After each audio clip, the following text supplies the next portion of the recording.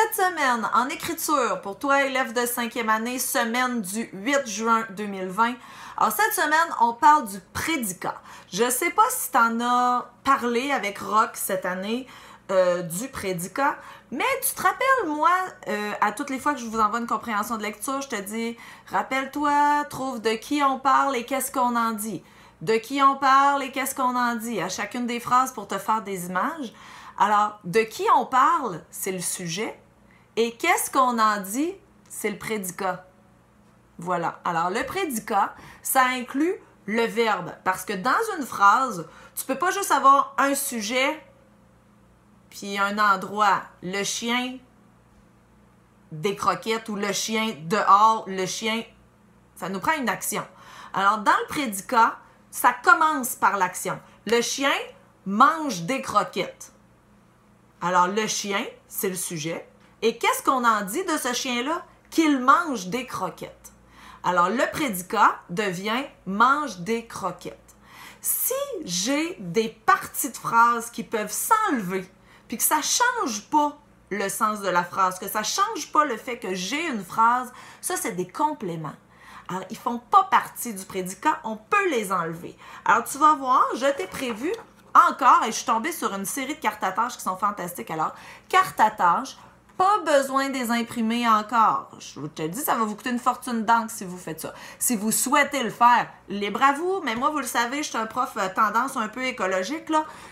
Garde tes cartes à tâches à l'écran, prends-toi une feuille et tu notes le prédicat. Exemple, ici, le pirate prend soin de son bateau. Alors, on trouve le sujet en premier. De qui on parle? Le pirate. Et qu'est-ce qu'on en dit? On en dit qu'il prend soin de son bateau. Est-ce qu'on peut enlever de son bateau?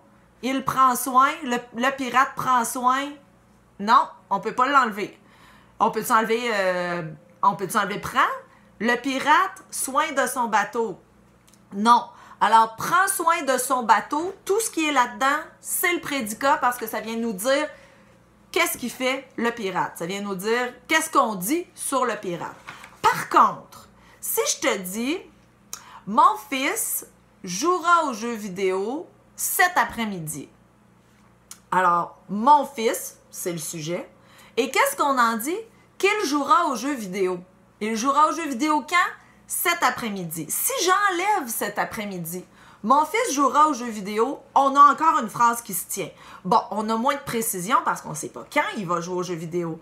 Mais ça, cet après-midi, c'est un complément de phrase. Si je le prends, je le chiffonne, je le jette à la poubelle, j'ai quand même une phrase qui se tient avec un sujet et un verbe.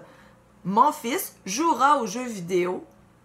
Donc, le prédicat, c'est « jouera aux jeux vidéo ». Parce que qu'est-ce qu'on dit sur mon fils? C'est qu'il jouera aux jeux vidéo. Le « cet après-midi », c'est un complément de phrase, on ne le met pas dans le prédicat. Alors, tu as ces fiches-là.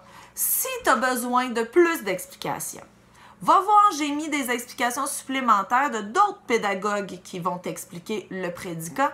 Et les parents, ça se peut qu'il y en ait qui se disent « Mais qu'est-ce qu'elle invente là, elle, le prédicat? » Moi, j'ai pas 2000 ans, là, quand même. Ça n'existait pas, le prédicat, quand j'étais au primaire. On parlait du groupe du nom, du groupe du verbe, des compléments. Là, ils ont raffiné ça, ils ont peaufiné ça. Maintenant, ça s'appelle le prédicat. Qu'est-ce qu'on en dit de notre sujet? C'est le prédicat, c'est l'ancien groupe du verbe. Alors, j'ai rien inventé là. Alors, prédicat, notion très importante en grammaire, en écriture, en analyse de phrases. Alors, explore ça cette semaine. Évidemment, si tu as encore envie d'utiliser tes petites cartes à tâches pour faire de l'écriture libre, c'est fantastique. Garde tes mécanismes d'écriture actifs. Et cet été, je veux que tu continues à faire ça. Ça serait vraiment chouette pour que tu arrives dans une 6e fort et forte. Alors, bonne semaine en écriture!